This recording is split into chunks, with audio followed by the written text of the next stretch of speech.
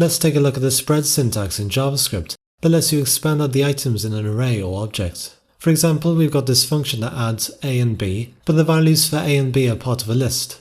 We can either select each value individually, or use the spread syntax, which expands out each value across the parameters of the function. We can also use the spread syntax in the function declaration itself to specify an unknown number of arguments, and in the function we can just loop through the arguments and add them up. The spread syntax works multiple times as well. Here we're copying these two arrays and adding in some additional numbers, and then I'm using the spread syntax again for the sum function.